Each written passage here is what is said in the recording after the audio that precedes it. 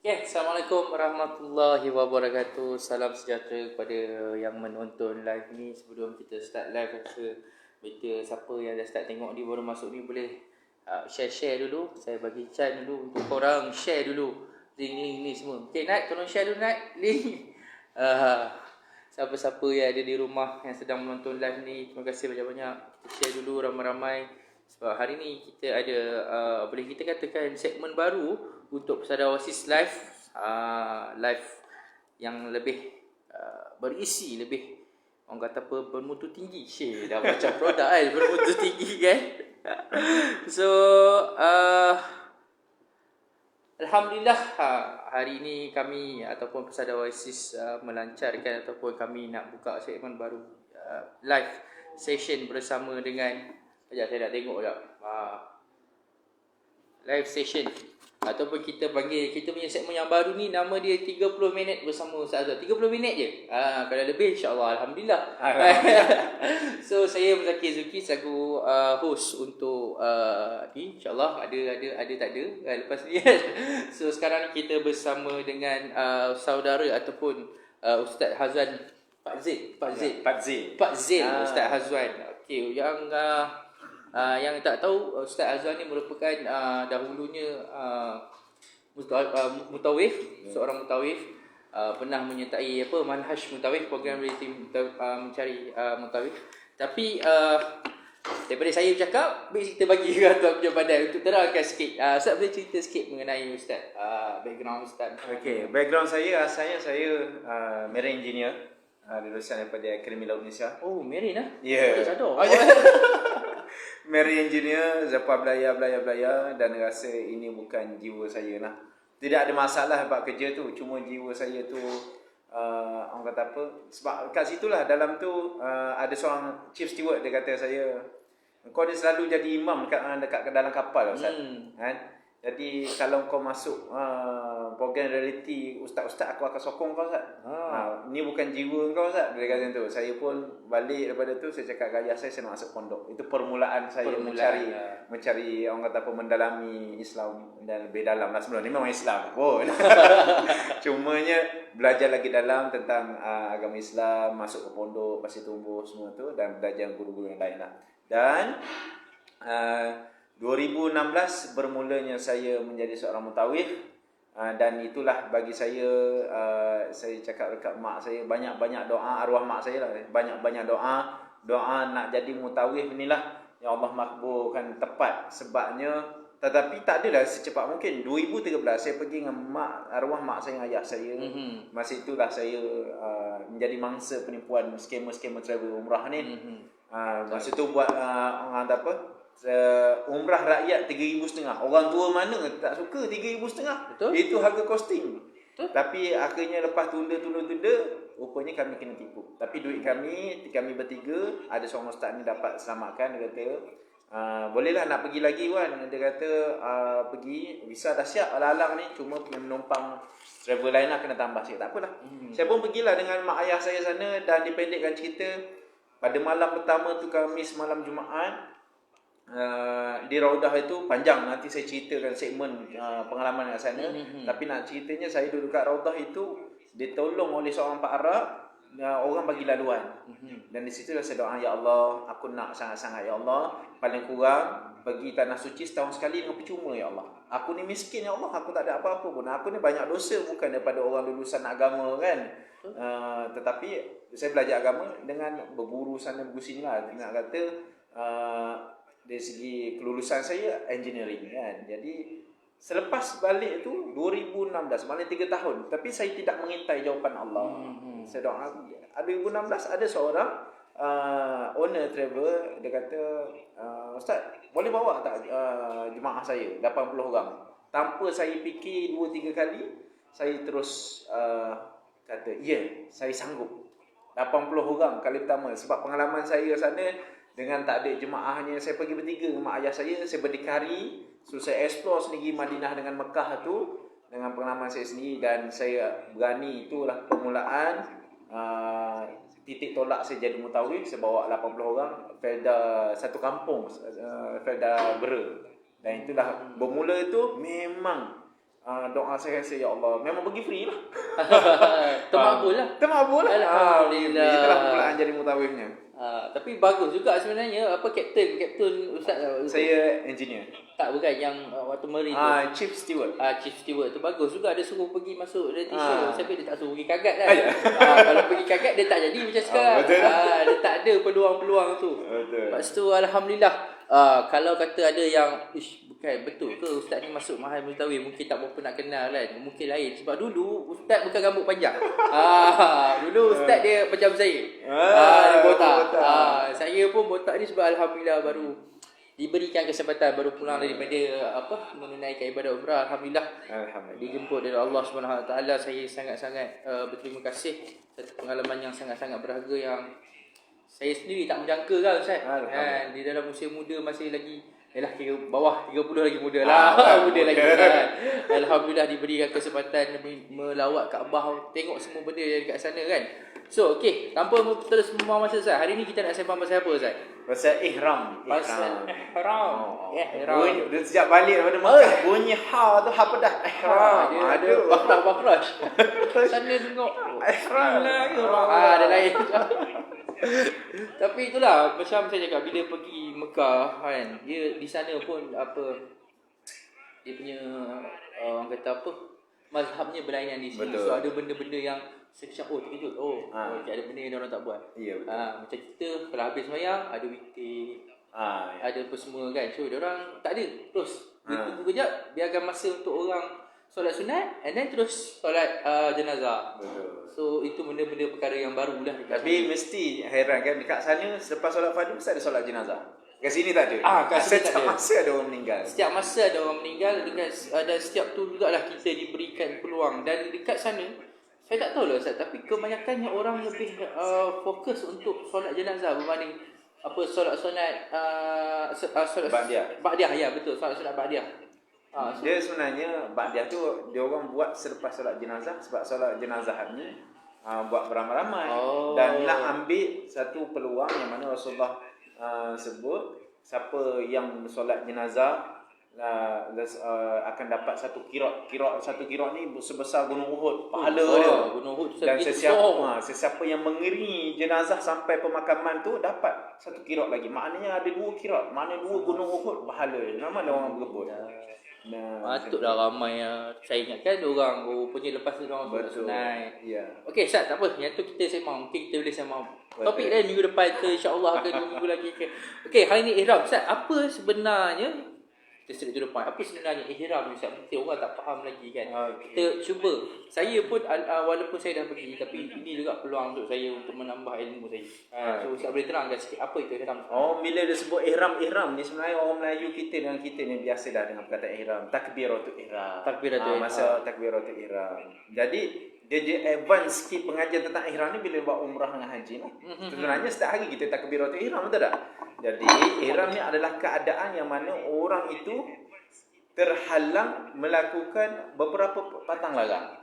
Dan kerana apa? Kerana dia berniat nak buat ibadah haji dan umrah. Haji ataupun umrah. Jadi itu dalam syariat kita, sesiapa yang nak buat ibadah haji dan umrah wajib berihram. Ihram itu adalah wajib. Dia tidak ada dalam rukun, tapi wajib umrah, wajib haji. Jadi dia kena ada niat di miqat.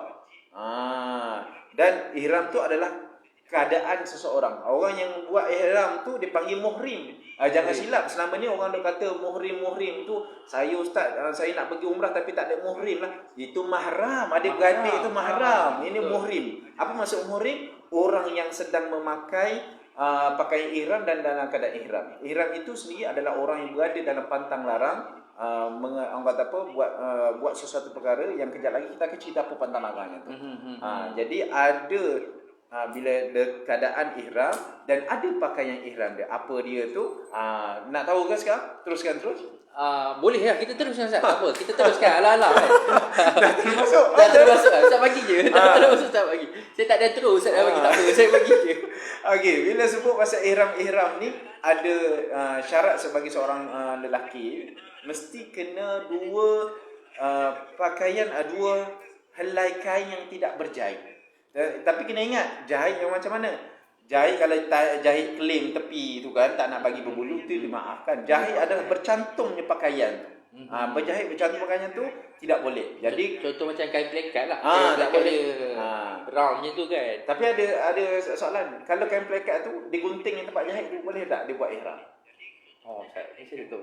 Boleh lah kot sebab dah boleh. sebab dah tak ni kan, tak bercantum. Tidak berjahit. Tidak berjahit. Maknanya boleh. Cuma ni disunatkan yang sangat-sangat sunat. Rasulullah minta kita ni dianjurkan pakai pakaian putih. Kain ihram tu warna putih. Boleh je nak buat kain ihram dua helai, dia sarungnya di bawah ke atas buat jadi yang selendang. Tapi warna kuning. Tapi orang ingat pelik lah. Awak balik daripada mana? Mekah ke kat mana? Jadi syaratnya dua kain yang tidak berjahit bagi lelaki. Dan disunatkan warna putih. Bagi perempuan macam mana pula kain ihram dia? Dia tidak ada kain ihram, menutup aurat macam kita nak solat. Yang penting tidak menutup muka dan tapak tangan. Perempuan sangat senang dia punya pemakaian ihram dia. Yalah, dia macam pakai telekung lah kan. Ya, ataupun betul. jubah yang ni lah kan. Betul. Lepas tu saya perasan ini jemaah saya perasan waktu dekat sana hari. Ya, jemaah Indonesia dia banyak pakai sarung tangan. Ya. Tetapi sarung tangan dia yang dia tutup atas sahaja. Ya. Sebab tidak boleh menutup tapak tangan. So dia punya tu dia macam dia kat sini and then dia tutup dekat sini sahaja. So dia kat Malaysia ni, jemaah Malaysia jarang lah nak kita nampak. Kebanyakan dia jemaah Indonesia yang banyak yang macam tu. So itu dibenarkan Ustaz kan? Sebab dia tidak menutup tapak tangan. Betul. Okey, so Ustaz apa lagi syarat-syarat dia? Okey, syarat-syaratnya adalah kalau lelaki Kita ada 13 13 itu pantang larang. Itu pantang larang. Sorry. Itu yang saya cerita tadi ciri-ciri pemakaian. Ciri-ciri pemakaian. Tapi termasuklah tu dengan pantang larang, iaitu yang lelaki tidak boleh berjahit, bercantum dia punya kain. Lepas itu tidak boleh menutup kepala. Tak boleh menutup kepala, letak selendang yang kat atas ni, kain yang satu lagi tak boleh. Panas tu tiba-tiba nak tutup tak boleh. Nak pakai topi pun memang tak boleh lah. Yang perempuan pula syaratnya ialah tidak boleh menutup muka. Bermaksud kalau orang tu dalam sebelum ni dia pakai purdah, niqab, bila dalam ihram dia kena buka. Tak boleh nak buat warak sangat lah. Tak boleh orang melihat wajah saya. Tak boleh. Tak boleh. Tak boleh. Bila sebut nak buat awak berihram, buka muka. Tak ada orang pun nak tengok awaknya. Orang nak buat amal ibadah kan. Itu jadi. Tetapi kalau menutup kepala, kalau lalu bawah bumbung payung macam mana? Kena langgar pantang larang. Dikira langgar pantang larang? Tidak. Menutup kepala yang direct, maknanya kain, topi tak boleh, kopiah pun tak boleh. Tapi kalau dah lalu bawah bangunan, memang tertutup kepala daripada awan tu kan, dibolehkan. Kalau contohnya lalu dekat payung pun dibolehkan juga. Sebab bukan apa, sebab kadang macam kita orang pergi baru-baru ni cuaca sangatlah panas. Betul. 44 darjah Celsius. Jadi ada yang membawa payung waktu bertawaf. So dibenarkan. Dibenarkan. Sebab kadang kalau mungkinlah dia kalau panas sangat dia tak boleh, mungkin dia perlukan payung. Betul. So mungkin lebih daripada memudaratkan, dibenarkan. Okey. So seterusnya ada pantang larangnya, itu yang bagi pakaian. Untuk perempuan ada dua ciri. Saya ulang sekali lagi, jangan tutup tapak tangan, jangan tutup muka. Yang lelaki dua pula, jangan bercantum, bercantum pakaian dan jangan tutup kepala. Ini adalah 4 pantang larang yang mana bagi dua lelaki, dua perempuan. Untuk Pemakaian. Dari segi alam sekitar pula, pantang larang untuk alam sekitar ada 4 juga. Tidak boleh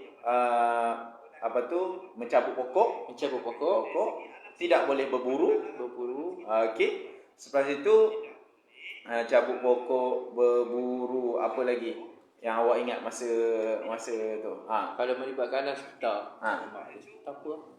Alam sekitar berkaitan batu-bata, kayu-kayu ni, apa yang awak ingat? Yang saya ingat itulah yang cabut rumput tu tak boleh kan. Sebab setengah orang terutamanya waktu haji, mungkin waktu umrah mungkin kurang lah kot. Waktu haji lah mungkin sewaktu berehat di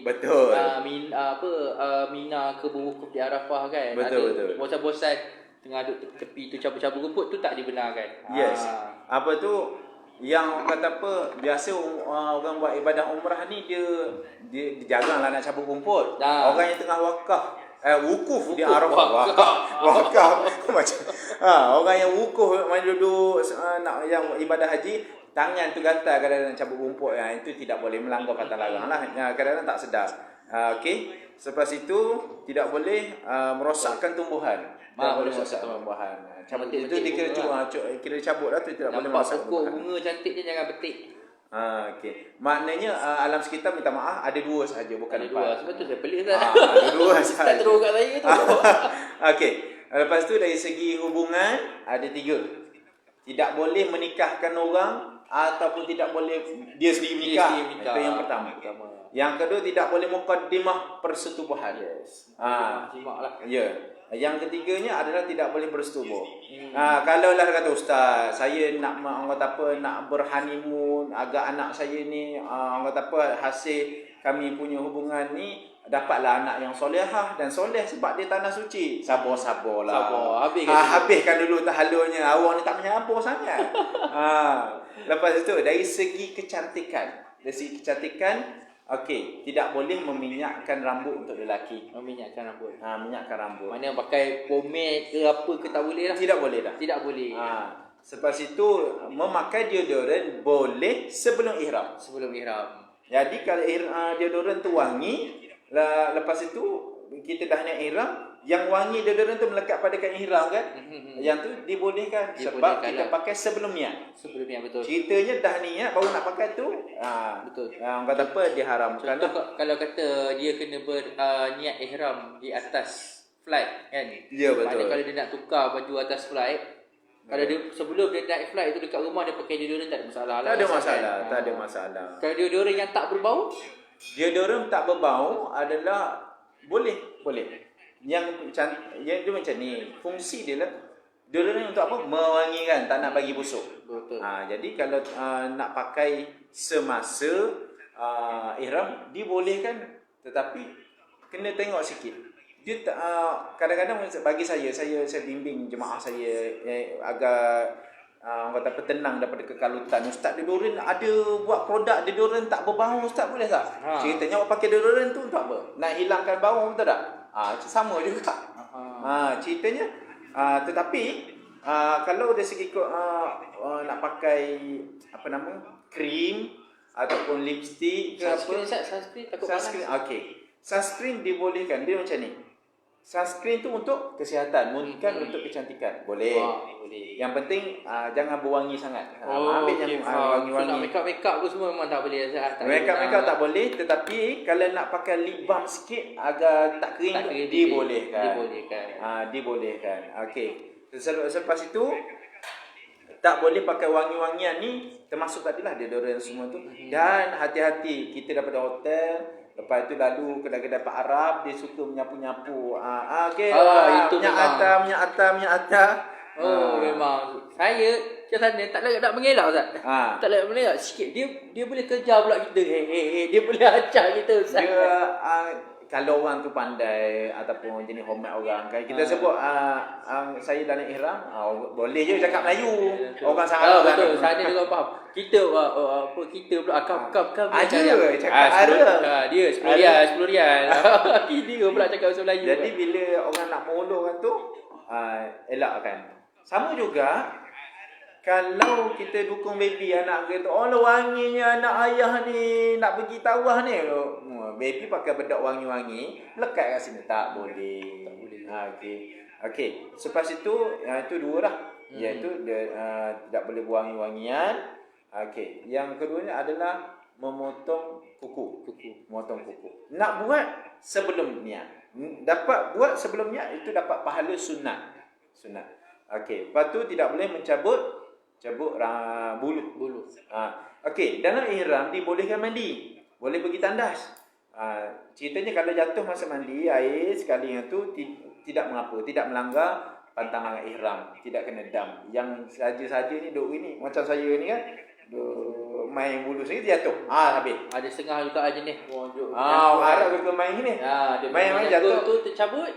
Kena bayar dam? Kena bayar dam. Cerita dam kena berapa-berapa nanti segmen yang seterusnya. Segmen yang seterusnya. Okey. Seterusnya adalah minyakkan rambut saya dah sebut dah. Minyakkan rambut. Motong kuku dah. Berwangi-wangian saya dah sebut. Lepas itu pakai sunscreen dah make up tu lah. lah. Make up tu. Okey. Dah berapa? Okey. Kalau baca pada buku dia sebut 11 Bantal Larang. Ada yang sebut 13. Kenapa ada 11 ada 13? Sebenarnya sama. Ceritanya yang 11 tu dia satukan apa? Dia satukan mukaddimah persetubuhan dengan bersetubuh jadi satu perkara. Dalam kita punya kita punya fatwa kita bercakap mengenai benda tu kan, apa mukadimah persetubuhan dan juga bersetubuh. Bersetubuh mungkin orang faham. Bersetubuh tu which is jima' lah, berjima' lah kan. Tapi kalau mukadimah persetubuhan ni apa Ustaz? Kadang orang tak faham apa yang dia buat tu. Macam saya dulu, saya ingat lah waktu saya belajar sekolah dulu, Ustaz saya cakap kalau macam dah macam bertepuk-tepuk macam dengan wife kan, ayang ada itu pun dah dikira mukadimah ke macam mana Ustaz? Okey, mukadimah ni ialah benda yang kita ada rasa. Kalau orang kata panggil ra yang jauh sikit lah ya. Dia ada ra tu tolong. Sebab saya rasa itu kena spesifik, kena clear kan, sebab dia macam ni, tak perasan. Cium-cium tengkuk isteri kan, wangi lah sayang, jom kita tawaf sama-sama, romantik sama. Tak boleh. Tak boleh lah. Kalau sentuh pegang tangan nak pergi jalan tak ada masalah. Tapi wangi sayang hari ni nak pergi tawaf je pun. Abang pula yang rasa lain macam. Jadi maknanya bedak ke apa yang isteri tu tolong sapu balik. Kesian seorang suami yang menanggung batinnya tu. Jangan kita kena clear sebab ramai orang yang macam apa benda. Kononnya nak tunjuk romantik, nak cium tangan isteri ke nak cium dahi isteri. Ada setengah orang tak ada masalah. Ada setengah orang kalau ada datang ra tu, mana yang menimbulkan syahwat ke? Menimbulkan syahwat lah. Ra tu menimbulkan. Orang Kelantan sebut ra. Orang Kelantan sebut ra. Okey, teruskan. 2 1 tadi. Okey. 2 jadi 1 kan. Dua okey. Yang pertama, kalau ada buku yang sebut 11, dia kerana dia satukan mukaddimah dengan persetubuhan jadi satu perkara. Dalam fatwa kita jadi 13 tu sebab dia asingkan. Mukaddimah satu perkara, persetubuhan satu perkara. Mukaddimah persetubuhan dengan persetubuhan jadi dua perkara. Itu ya jadi elaborate jadi 13 tu sebenarnya sama je. Jangan keliru. Ustaz saya kata dia 13, ustaz ni kata 11, mana satu sama je. Sama. Dan saya dah check yang kata 11 tu dia tak masukkan meminyakkan rambut. Saya dah check kenapa apa beza buku ataupun ustaz ni kata 11 13 dia terlupa menyatakan meminyakkan rambut ataupun minyakkan janggut ni. Yang lain tu sama je semuanya. Okey, Ustaz, clear pasal tu. Jadi Ustaz, kalau macam kita melanggar syarat-syarat ni, apakah ada kata batal ataupun kita berdosa ke? Tadi kita cakap pasal dam. Macam mana pula tu Ustaz? Okey. Bila kita melanggar dalam rukun tidak ada tentang pantang larang, tapi dia ada dalam topik wajib umrah. So bila nak belajar tentang umrah ni ada kena dua belajar. Rukun umrah, wajib umrah. Wajib umrah ada dua. Memakai pakaian ihram dan berpantang dengan 13 perkara. Saya sebut 13 lah ya. Walaupun ada tadi 11, saya sebut 13. Dan niat ihram di miqat. Niat itu. Kalau tak buat benda ni melanggar kena dam. Dam contoh ada pula dia macam ni dam dia. Ada orang tanya, Ustaz, saya ni Ustaz, kalau daripada Madinah nak ke Mekah, biasa orang miqat di Bir Ali. Tapi saya tak nak Ustaz, saya tak nak pakai ihram lagi, takut kalau Ustaz kan kononnya 2-3 kali lah pergi sana, pandai sangat Dato'. Okey. Jadi saya nak pakaikan ihram tu dekat hotel. Lepas tu pandai-pandailah saya dengan family saya Ustaz pergi yang terdekat tu. Miqat yang terdekat dengan bandar Mekah tu. Jadi saya buat tak boleh. Tak boleh Ustaz? Sebab daripada Madinah sudah melintasi miqat yang sudah disyariatkan, iaitu Bir Ali. Maka dia kena niat ke situ. Melainkan orang yang bekerja keluar masuk Mekah. Keluar masuk Mekah memang tak ada niat nak buat umrah, niat bekerja. Nurse, driver bas ke peniaga kan. Jadi dia masuk tak pakai pakaian ihram, tak ada masalah sebab dia tak berniat. Tapi kalau kita ni pandai-pandai kononnya dah biasa pergi sana, dia orang lain dah ramai-ramai dalam bas tu niat ihram di Bir Ali. Bir Ali dalam 10 km atau 6 km daripada nak keluar daripada Masjid Nabawi tu kan. Lepas tu kita banyak ihram, lepas tu baru kita bertolak naik bas ke Mekah. Okey, ceritanya itu memang semua orang buat kat situ. Yang ni dia nak bagi pilihan. Dia tak nak pakai kebaya ihram, tak nak niat umrah lagi, nak settle masuk bilik, anak-anak masuk bilik, baru dia akan keluar semula ke yang paling dekat tu Masjid Aisyah ke Jiranah, baru nak buat balik. 2 kali hijrah tak payahlah macam tu. Menyusahkan kita juga pengurusan. Kita takut walaupun 2-3 kali sana, awak bukan ahli Mekah. Takut hilang. Jadi kalau macam tu dikira melanggar patang larang itu wajib umrah, memang kena dam. Tapi kalau macam dia dah contoh lah, dia dah settlekan umrah yang first, kan, sampai-sampai dia settlekan umrah semua, lepas tu esok dia nak buat umrah kedua. Umrah kedua bukannya datang Mekah kali kedua. Maksudnya buat umrah dekat Mekah kali kedua, tapi stay kat sana lagi. Tapi itu dibenarkan Ustaz kan? Mungkin kita akan bagi terdekat macam Masjid Aisyah tu lah kan? Betul. Yang paling dekat Masjid Aisyah. Okey, dalam kebanyakan travel agent, dalam jadual dia semua kebanyakan buat 3 kali umrah. Yang pertama masuk memang buat umrah, tu umrah wajib. Yang kedua adalah masa esok ziarah luar tu ke Jiranah. Jadi ada pilihan. Ada pilihannya macam mana. Siapa Ustaz Muntawih akan beritahu siapa-siapa yang nak buat umrah kali kedua, bawalah kain ihram. Kalau tak nak, tak apa, sebab umrah wajib sudah selesai. Lepas tu hari ketiga pula lawatan di Hudaybiyah. Jadi mikot dia Hudaybiyah mana 3 kali. Jadi masa yang kedua dan ketiga kalau tak nak buat pun tak apa, tapi sayanglah. Kumpul duit banyak-banyak, datang ke sini tak nak. Ustaz, saya dah banyak kali, Ustaz. Banyak kali pun apa salahnya, buatlah badal umrah untuk mak ayah yang dah meninggal ke, badal umrah untuk nenek ke. Jangan malas sangat. Tempat suci, peluang keemasan. Betul. Saya pun kat sana, kalau sebab saya pergi selain daripada ibadah, ada atas urusan kerja juga. Betul. Dengan Persada Oasis. Dan kalau tak turun tu pergi masjid tu, rasa rugilah. Tapi kadang kita penat. Penat sangat kan. Sebab satu cuaca. Betul. Satu kita berjalan, so memang badan pula besar. So penat, tapi kadang tak turun tu rasa rugi. Tu yang kita turun malam-malam. Pukul 1, pukul 2 turun. Lepas tu kalau tak buat second umrah tu rasa rugi sangat lah. Betul. Kalau ada peluang ambil, pergi. Ada masa kosong, pergi je. Masjid Aisyah tu tak jauh pun. Kalau naik kereta dalam 40 riyal ataupun 30 riyal dalam 15 minit je. Betul. Pergi solat sunat sekejap. Patah balik. Niat kat situ boleh dah terus pergi. So tak susah pun sebenarnya. Betul. Ada peluang ambil.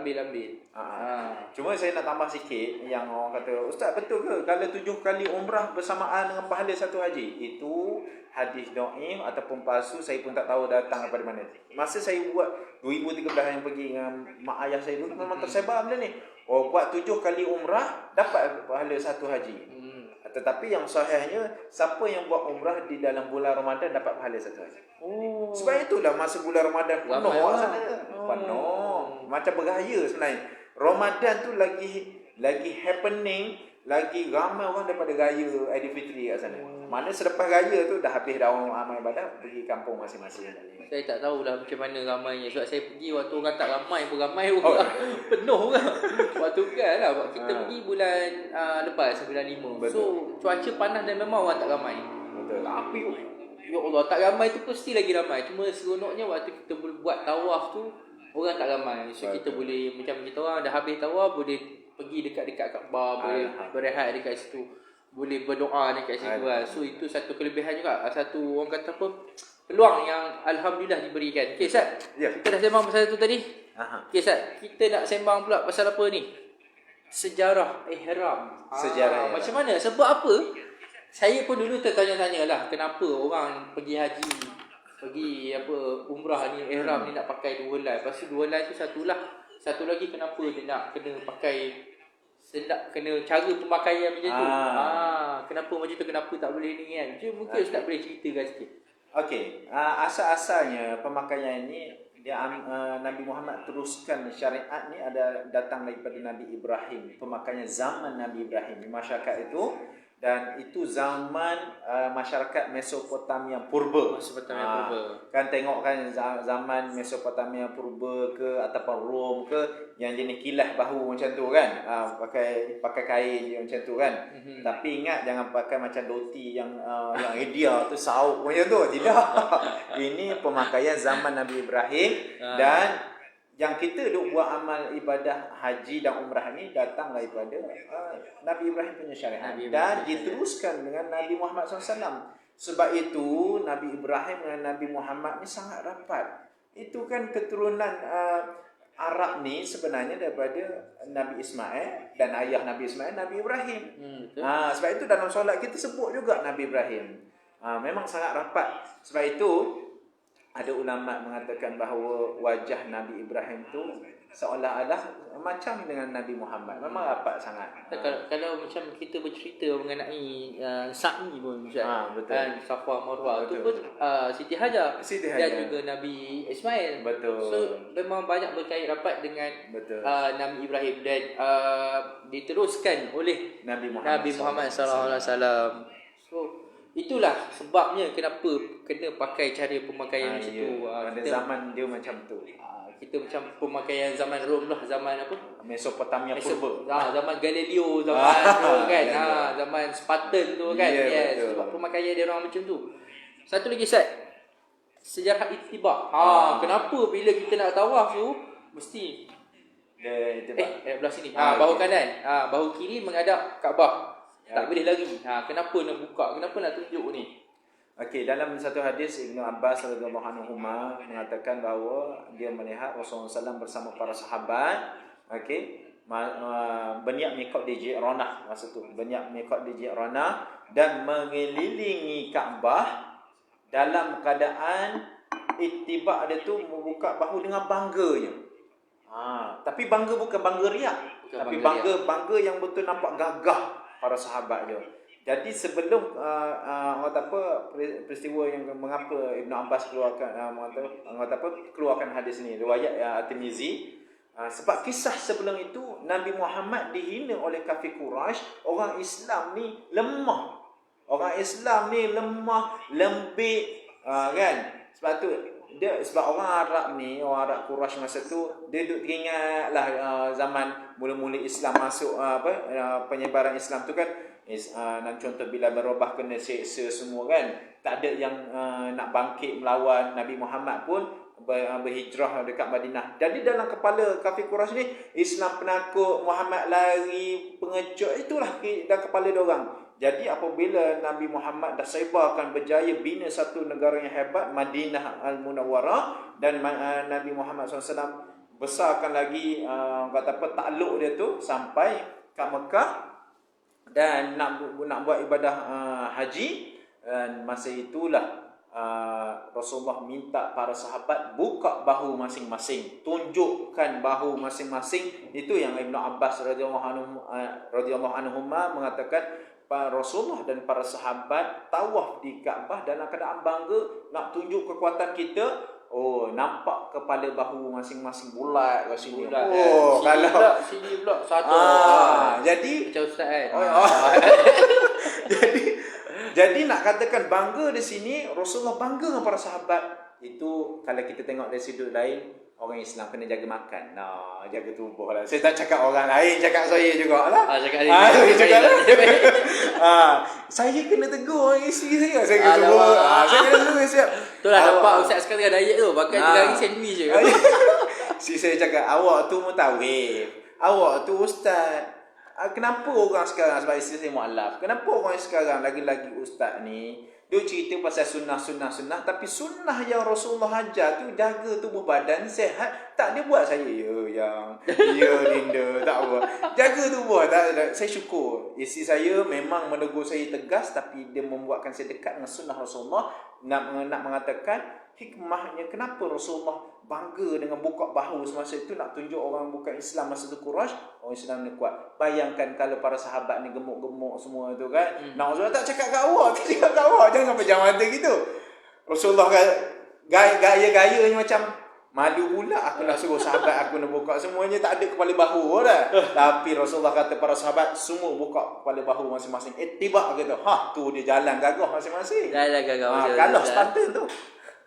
So orang kata apa, betul lah bila isteri Ustaz cakap mutawif ni kan, sebab mutawif ni satu tugasan yang sangat berat tanggungjawab dia, dan dia tak boleh nak duduk relax-relax, tak ada. Memang kena sap ke sana, sap ke sini, kena settle. Semua benda dia kena jaga kat sana. Betul. Kalau tak cukup nafas memang Bayangkan mutawih ada kencing manis. Jenuh, Pada betul. jamaah pergilah tawah ayo ustaz duduk kat sini. Tak boleh. Tak gitu. boleh. Mutawih tu. Sebab tu azam saya memang nak latih semua mutawih persada asis gagah-gagah. Gagah. Tiba tu nampak cantik. Jadi azam saya untuk persada asis siapa masuk dalam menjadi mutawih persada asis selain daripada hukum hakamnya ada power, bercerita sirahnya power, tubuh badan mesti kena jaga, kena fit lah. Kan? Tahu contoh, Ustaz boleh tak kita nak panjat Jabal Nur, Ustaz nak pergi Kuala Hira, Ustaz teringin sangat. Tak apalah awak pergi, padahal Ustaz mutawih dah sakit lutut. Tapi apa Jabal apa Kuala Hira tu Allah. Jabal Nur. Jabal Nur tu bukan yang rendah kan. Tinggi. Naik sejam turun pun sejam. Bayangkan Sayyidatina Khadijah masa mengandung anak Rasulullah, turun naik bukit tu nak bagi Rasulullah makan. Tengah mengandung naik bukit. Naik gunung bukan bukit. Dengan gunung Bukit Uhud pun tinggi. Bukit Uhud tinggi lagi daripada Nur.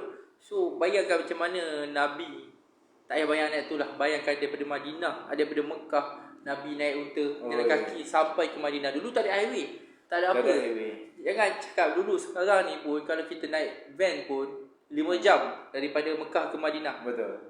So kalau naik van pun kalau naik van lewat sikit lah, bagi tu kita naik van kan. Kalau dah naik bas pun cemuih. Perjalanan hijrah Nabi tu ambil masa 2 minggu masa peristiwa hijrah. Tu pun sebab apa Nabi Muhammad SAW dengan Sayyidina Abu Bakar ambil jalan jauh, tak ambil jalan biasa sebab nak mengelak daripada rompakan, nak mengelak daripada kafir Quraisy kejar ni, pakai jalan yang luar biasa. Pakai jalan yang dekat dengan pantai sikit baru masuk situ. So bayangkanlah, jalan biasa dah jauh, jalan highway ni straight. Straight jalan Rasulullah bengkang-bengkok sikit. Bengkang-bengkok dan juga tak ada van, tak ada apa, aircon memang tak ada lah waktu tu kan. So bayangkan pengorbanan Nabi Muhammad SAW tu untuk menegakkan syiar Islam. Okey Ustaz, banyaklah kita sembang. Mungkin yang sedang menonton ni boleh bertanyakan soalan. Kalau nak bertanya ke soalan yang baru saja masuk ke live kami ni, selamat datang. Kami ucapkan terima kasih kerana menyokong kami. Boleh share juga untuk live kami ni. Kita akan meneruskan insyaAllah next week ada topik lain. So kalau ada soalan boleh kemukakan soalan. Saya akan cuba bacakan, Ustaz Azwan akan tolong jawabkan. Okey Ustaz, sekarang tanpa membuang masa, kita mempersembahkan. Apa tu? Taklah. Okey, kita dah sembang macam-macam pasal ihram, itu syarat-syarat ihram, niat ihram. Niat Ustaz, niat. Saya terlupa sentuh pasal niat ihram. Cadangan saya kalau cerita pasal niat ni pada segmen yang lain, sebab ada niat bersyarat tu.